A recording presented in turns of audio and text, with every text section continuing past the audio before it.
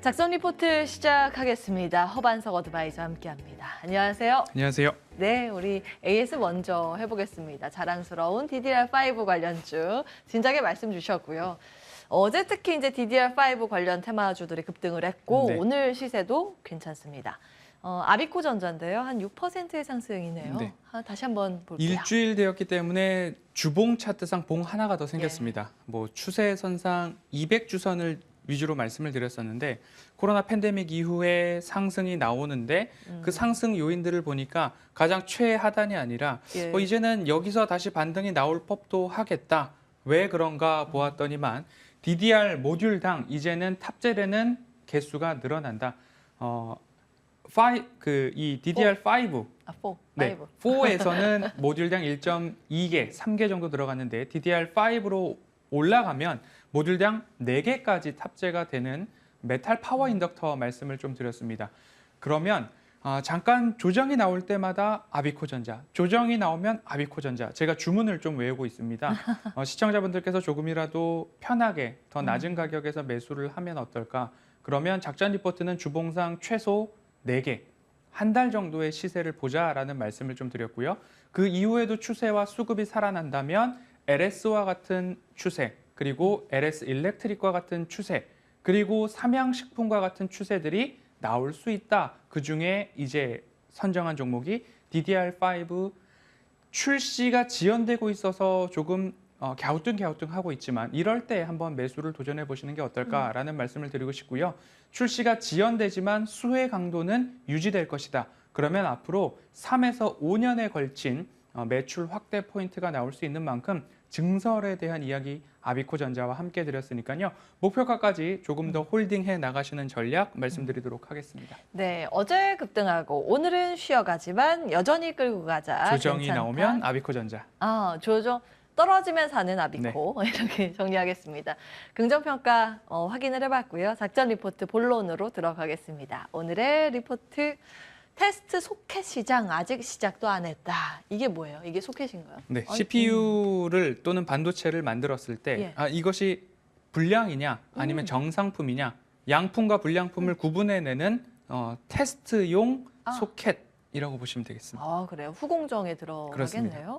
고부가 비메모리 비중 증가. 올해 영업이익률이 38% 늘어날 거라고요? 영업이익률이 38% 찍을 것이다.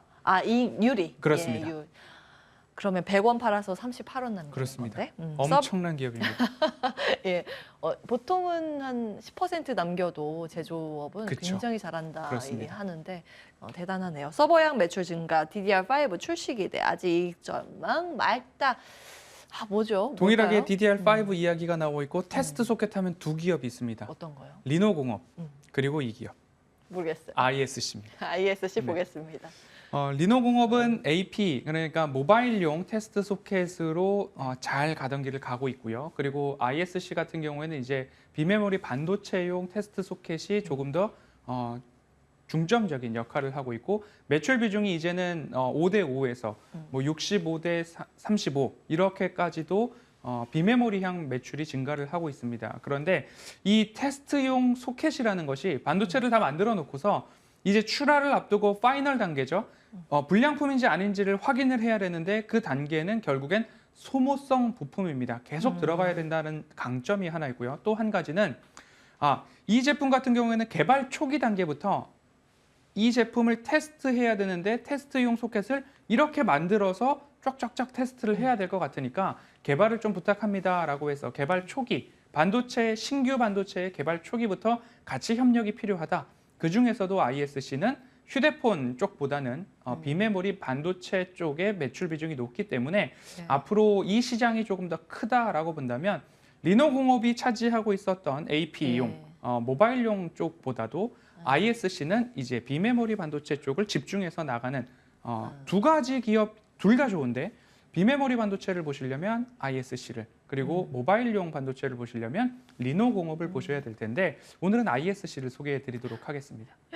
예, 오늘은 저와 함께 반도체 특집으로 계속 함께하고 계십니다. 아침에도 제가 반도체 이야기를 했고 솔직히 이 기업 모르는 척하느라 힘들었어요. 왜냐하면 돈이 되는 뉴스에서 김진만 어드바이저가 아. 이 종목을 주고 가셨거든요. 예.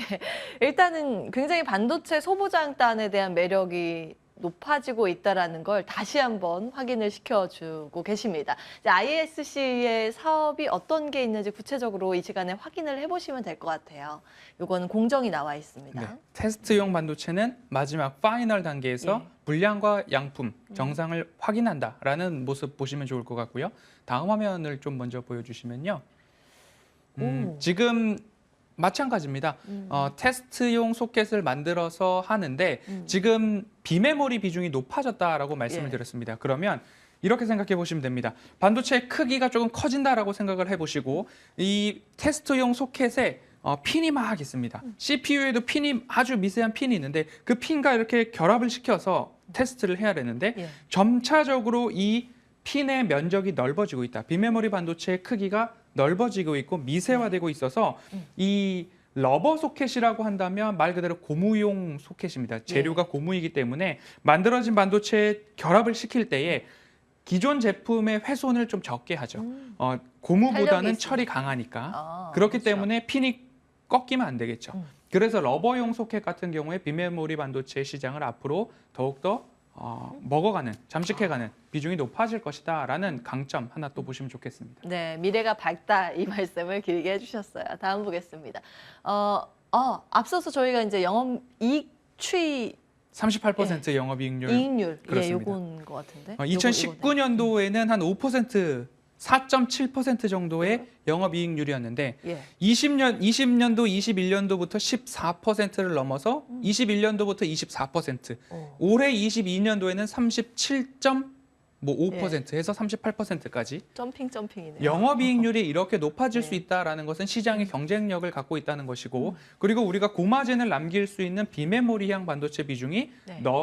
커지고 있기 때문에 결국엔 영업이익률에서 마진을 남기는 데 있어서 경쟁력이 굉장히 강하다라고 네. 보시면 좋겠습니다. 예, 뭐 너도 나도 만들면 이익률이 낮겠죠. 그렇습니다. 근데 뭔가 좋은가 봐요. 그래서 예, 기술력을 인정받고 있다는 방증이기도 하니까 이익률의 상승세 함께 보셨고요.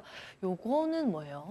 시장을 두 가지로 말씀드렸습니다. 모바일용, AP용 테스트 소켓은 리노공업이라고 말씀을 드렸는데 예. 연평균 한 20%, 21%의 성장성을 보이고 있고요. 여기는 이제 비메모리, 예. CPU 등 테스트 소켓 시장은 연평균 19% 정도 상승을 하는데 그러면 여기가 연평균 성장률이 더 높은 것 아니냐라고 볼 수 있습니다. 하지만 시장의 캐파를 보면 예. 비메모리 반도체 비중이 더 크다. 뭐가 비메모리인가요? 파란 요거 색깔이 아닌가? 비메모리, 그다음에 회색이 AP용, 모바일용입니다. 그렇게 되면 적어도 22년도에는 비메모리 쪽이 한 4,700억 원 정도 되고 그다음에 모바일용은 한 2,100억 원 정도입니다. 여기도 크네요. 그렇습니다. 그런데 예. 시장 캐파가 4,700억 원대 2,100억 원 수준이니까 워낙 이 시장의 성장성이 밝다. 그리고 연평균 성장률이 둘 다 20%를 갖고 있다.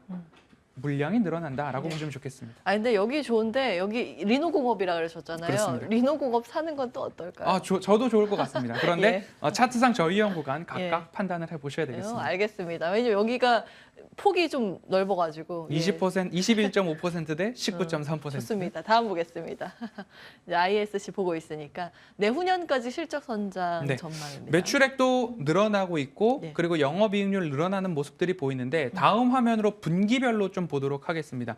분기별로 본다면 전통적으로 4분기가 비수기로 좀 접어듭니다. 그렇기 때문에 지금 굉장히 22년도 좋았습니다. 좋았는데 분기별로 살짝 내려오다가 23년도 1분기부터 다시 좋아지는데 좋아지는 폭이 늘어난다라고 보시면 올해 QOQ 직전 분기 대비 조금 감소하는 모습이 보일지라도 예. DDR5로 전환하는 시점에 있어서의 수혜 강도는 줄어들지 않는다. 그리고 그 수혜 강도가 올해로 끝나는 것이 아니라 올해, 내년, 후년도까지 두 자릿수의 매출액 증가, 두 자릿수의 영업이익 증가로 이어진다. 그런데 올해는 영업이익이 전년 동기 대비 60% 상승, 예. 내년도에는 16% 상승 이렇게 올라가니까 네. 실적의 피크아웃 우려보다는 실적이 어디까지 올라가는가 30% 후반대의 영업이익률을 가지고서 예. 매출액과 영업이익이 증가하고 있는 기업이라면 그래서 이러한 추세가 또 나오는 것 같습니다. 다음 보겠습니다. 자, 다음 볼게요. 실적 저희가 이제 다 봤고요. 차트상 지금 여기 올라와 있는데. 그렇습니다. 주봉에서 이제 네. 첫 번째 반등이 나왔고 오늘처럼 소폭 조정이 나올 때 아비코전자와 마찬가지로 네. 매수를 해보시면 좋은데 어, 제가 이 종목을 트레이딩을 한 지 적어도 2년째 돼가는 것 같습니다. 이 추세 하단에서만큼은 와. 배신을 하지 않았던 종목이기 때문에 지난 네. 7월 달에도 한번 작전 리포트에서 소개를 드렸습니다. 드렸었고 오늘도 네. 추세 하단이 들어왔기 때문에 이 구간에서 한번 관심을 가져보는 전략 또 말씀을 좀 드리고 싶습니다. 예, 이게 전문 용어로 사골매매라고 하는데 2년 동안 잘 우려서 그렇습니다. 예, 수익을 내셨군요. 가격 전략 구체적으로 주신다면. 현재가 부근에서도 움직임 나쁘지 않을 것 같고요. 마찬가지로 조정이 나올 때마다 좀 보시면 좋을 텐데요. 가격이 31,500원 이하에서 매수를 하시자라는 말씀 좀 드리고 싶습니다. 지금 가격도 접근 가능한 가격인데 조정이 나올 때마다 나는 31,500원 아래에서 매수를 해야지 보시면 좋을 것 같고요. 추세선상 1차 목표가를 4만 원 정도 말씀을 드리겠습니다. 버티실 수 있다라고 한다면 그 추세를 좀 이어가셔도 좋을 것 같습니다. 예. 자, 오늘은 저와 함께 팀 회의를 네. 하기 때문에 공개 무료 방송이. 방송은 예, 오늘은 없고요. 금요일에 하시죠? 네, 예, 그렇습니다. 금요일까지 기다려 주세요. 금요일에 다시 돌아오겠습니다. 허반석 어드바이저 함께 했습니다. 고맙습니다.